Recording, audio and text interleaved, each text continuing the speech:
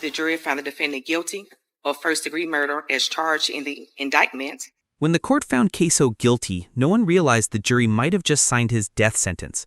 Just hours after he arrived at his new prison, insiders claimed things turned deadly. Apparently, ATK finally got their revenge. Let me break it down. When an individual enters prison from the streets, there's immediate speculation that Ksoo has already been harmed. Honestly, this wouldn't be a shock. The man has enemies everywhere, and almost everyone has a grievance against him.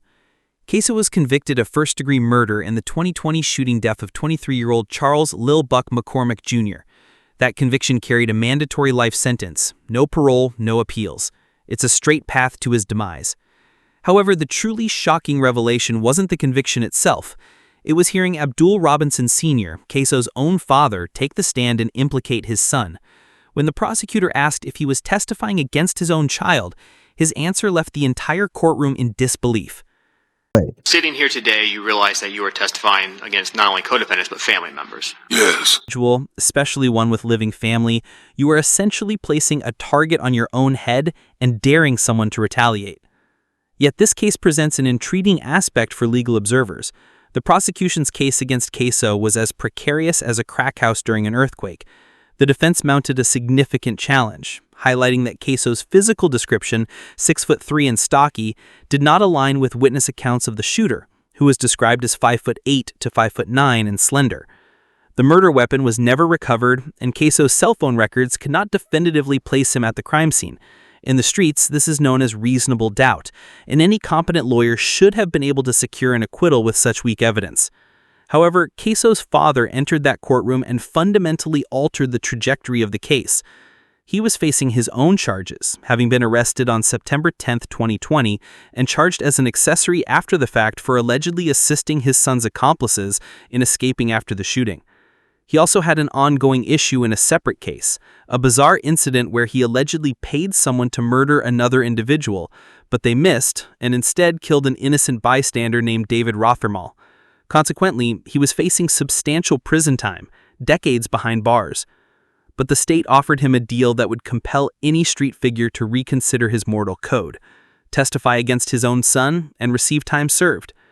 For a high-profile gang member like Ksoo, whose criminal activities had been widely publicized and whose music had consistently disrespected deceased rivals for years, entering that facility was akin to walking into enemy territory with a target emblazoned on his back. While correctional officers manage the administrative aspects, make no mistake, the inmates govern the social structure. This social structure is founded on respect, reputation, and the willingness to assert oneself when challenged. Allow me to explain how this truly operates, as it differs significantly from cinematic portrayals. The reality is far more calculated, political, and lethal. When high-profile inmates enter the system, information disseminates faster than gossip in a barbershop. Within hours of Ksoo's arrival, every significant figure in that facility would have known his identity, his actions, and most crucially, his adversaries. The case of Money Sign Suede offers a compelling illustration of how rapidly circumstances can deteriorate for rappers incarcerated. The 22-year-old Mexican-American rapper from Huntington Park, Los Angeles, was fatally stabbed in a shower at the Correctional Training Facility in Soledad, California on April 25, 2023. According to his attorney, Nicholas Rosenberg, Valdez sustained a neck wound and the incident was being investigated as a homicide. Money Sign Suede wasn't even involved in the same level of street politics as Ksoo, yet he still encountered significant issues while incarcerated. He had been serving a 32-month sentence for gun-related charges since January 2023, and his attorney noted that he had been attacked in prison prior to the fatal incident, indicating a history of escalating problems. Rumors circulated that Money Sign Suede's murder might have been linked to extortion or gang politics, with some sources suggesting he may have refused to pay taxes or adhere to prison gang protocols. While we cannot confirm all details, this case exemplifies the workings of prison politics. Failure to follow rules, respect the hierarchy, or fulfill obligations can result in swift and fatal consequences. For Ksoo, the situation was even more complex due to the presence of active enemies already incarcerated. The prison system is populated by individuals from rival factions who have waited years for an opportunity to catch their adversaries off guard, and Ksoo's high-profile conviction had delivered him directly into their hands. The leaked footage of King Von's time behind bars provides another insight into the volatile nature of prison life for prominent gang members. In a 2016 video, Von is seen in a serious altercation with another inmate that escalated to the point where guards had to deploy mace to intervene. Following the incident, Von was questioned by a sergeant, but his responses reflected the typical prison mentality of non-cooperation with authorities, even when one is the victim. What is truly astonishing is that Today's date is February 9th, 2016. The time is 13:14 hours. I am Sergeant Crump, Star number 3069, Division 1073 shift. I will be interviewing detainee Bennett. Can you state your name and ID number? Davon Bennett, 2014, 0608, 061. have both. However, it wasn't solely about the children. He was contending with serious health issues that exacerbated his desperate situation. Indeed, this man was literally dying, and the state exploited his mortality as leverage to compel him to betray his own son. Can you tell me what happened? I got maced. Why'd you get maced? I was in the hallway. You was in the hallway. I was in the barber shop. Hit the corner. Who maced me still? I don't know. I wasn't up there. Somebody maced me. They just I maced you fell. for no reason? Yeah. Oh, okay. You got any?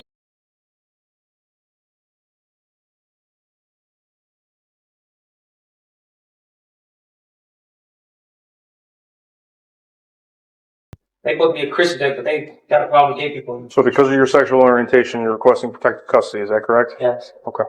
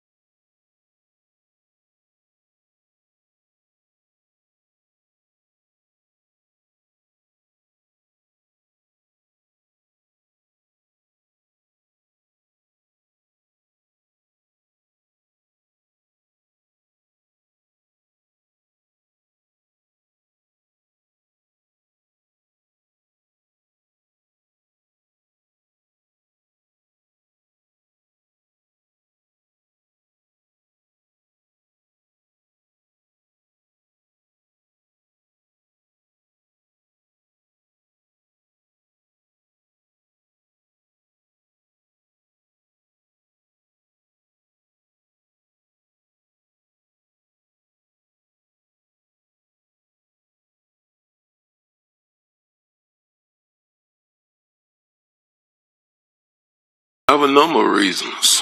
What are they? I got some health issues. I got two 6-year-olds and an 8-year-old daughter.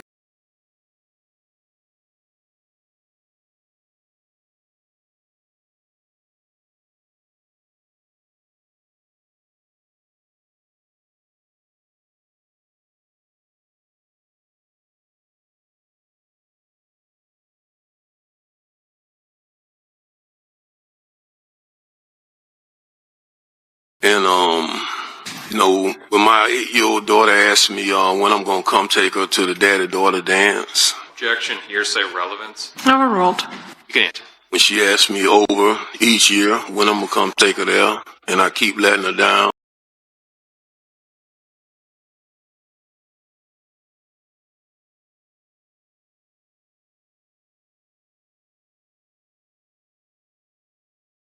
Then my 6-year-old son, when he asked me if I'm going to come to his football games, come take him fishing. My other 6-year-old, he asked me, when I'm going to come see him, when he begging me, please come see me, daddy. He want to teach me how to play the game, but he don't know where I'm at.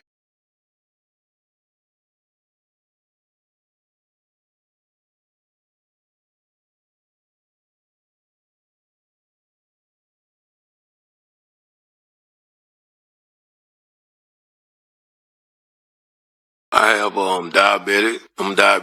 I'm on high blood pressure. I suffer from congestive heart failure. I just found out June 25th that my kidneys is failing rapidly.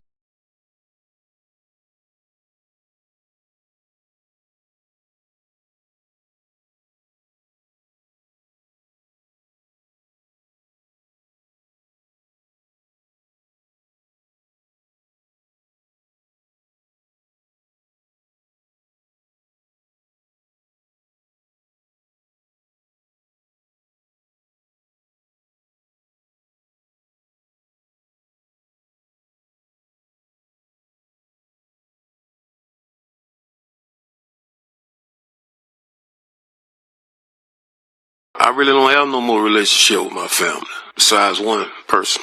So a part of your family completely cut you out. Yeah.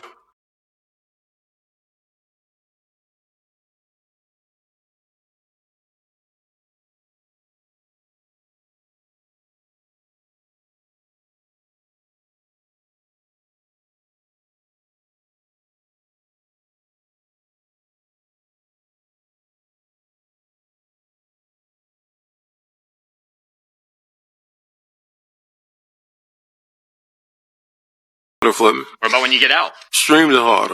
Is cooperating in this case something that is easy for you to do? No, this is the most hardest decision I've had to make in my life.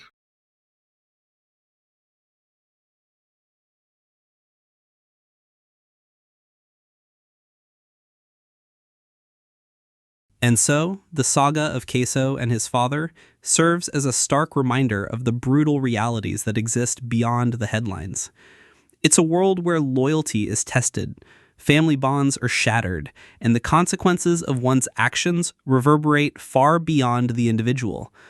Whether inside or outside the walls of a prison, the streets demand a price, and sometimes that price is paid in the most unimaginable ways. This isn't just a story of crime and punishment. It's a profound look into the human cost of a life lived on the edge, where every decision carries the weight of destiny. What are your thoughts on this complex case? Let us know in the comments below.